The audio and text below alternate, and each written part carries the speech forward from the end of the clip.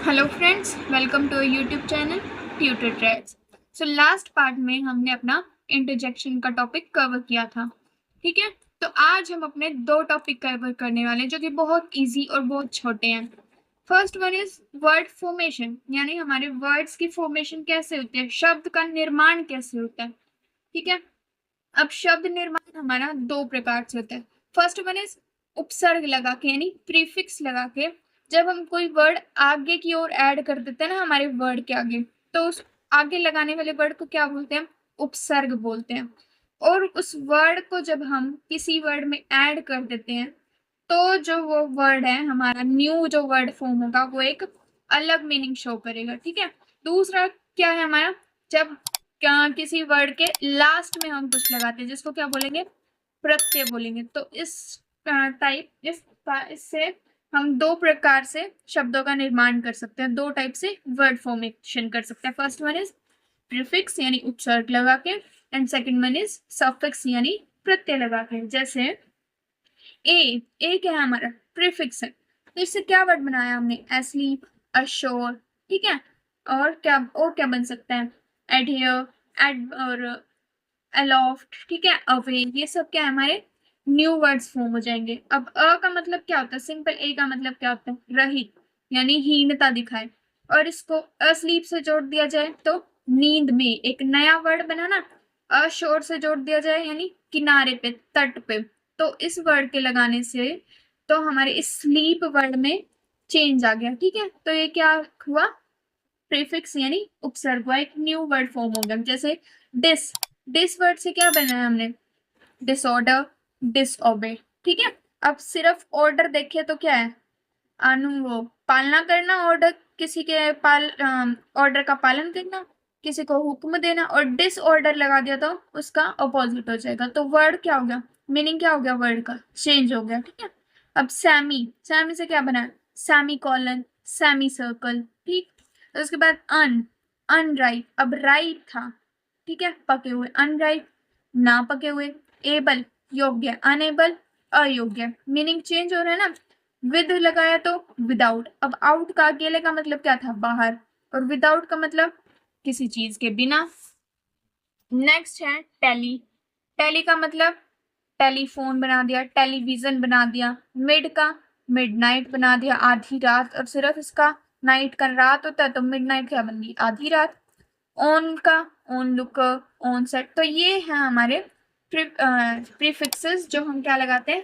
आगे लगाते हैं, यानी कि उपसर्ग। उसके बाद है हमारे सफिक्स यानी प्रत्यय। प्रत्यय कहाँ लगते हैं? लास्ट में लगते हैं वर्ड के। जैसे एबल लगाया हमने, किसके आगे? रिस्पेक्ट के आगे क्या लगाया हमने? एबल लग गया, क्या बन गए? रिस्पेक्टेबल। एज लगाया, बॉन्डेज। ठीक है, माइल्ड एज। उसके बाद आर्की लगाया, मोनार्की, हायरार्की। एरी, टेम्परेरी। ठीक है, ईडी, टेल। तो ये सब क्या है? जो लास्ट में लगेंगे वो प्रत्यय यानी सफिक्स, और जो शुरू में लगेंगे वो प्रीफिक्स। तो ऐसे करके उपसर्ग और प्रत्यय की हेल्प से हम क्या कर सकते हैं? नाउन को एडजेक्टिव में भी चेंज कर सकते हैं, एडजेक्टिव को नाउन में भी चेंज कर सकते हैं, वर्ब को नाउन में चेंज कर सकते हैं। जैसे एबल लगाया तो क्या बन गया? एबिलिटी। एबल क्या था? एडजेक्टिव।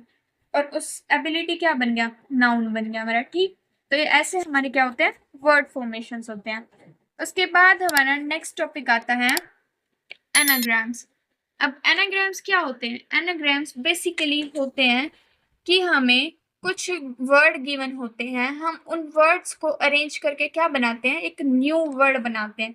बट एक इसमें जरूरी चीज क्या है? उस वर्ड का, जो हम न्यू वर्ड बनाएंगे उसका कोई ना कोई मीनिंग जरूर निकलना चाहिए। अगर उसका मीनिंग नहीं निकलेगा तो हमारा वर्ड क्या होगा? यूजलेस होगा, तो वो एनाग्राम नहीं बनेगा। जैसे अब हमारा एक वर्ड है हाउ, इसमें कितने वर्ड्स हैं? 3, HOW। क्या बना सकते हैं इसको हम? और क्या बन सकता है इससे? हु बन सकता है। ठीक है, और क्या बनाएंगे? OHW बनाए। ठीक, और क्या? WOH बनाए। अब इन दोनों का कोई मीनिंग नहीं निकला है ना, तो ये हमारे क्या है? एनाग्राम नहीं है। अब इसका हु यानी कौन, इसका एक मीनिंग निकला ना, तो ये क्या है? हमारा एनाग्राम है। यानी जो न्यू वर्ड बनेगा उन्हीं वर्ड्स को लेके, उन्हीं वर्ड्स को इधर उधर करके, तो वो क्या होगा? हमारा एनाग्राम होगा, ठीक है।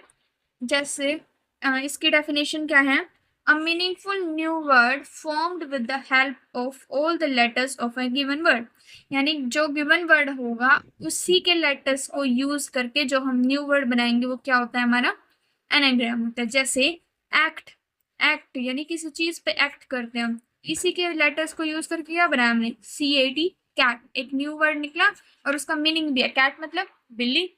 Next one is melon, melon का क्या बनेगा, लेमन यानी नींबू।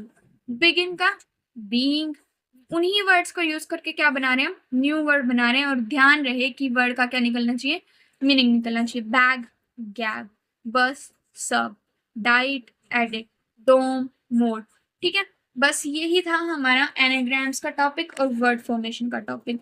आई होप आपको समझ आया होगा। अगर समझ आया हो और वीडियो अच्छी लगे तो लाइक करें और चैनल को शेयर करें और सब्सक्राइब करें। Thank you.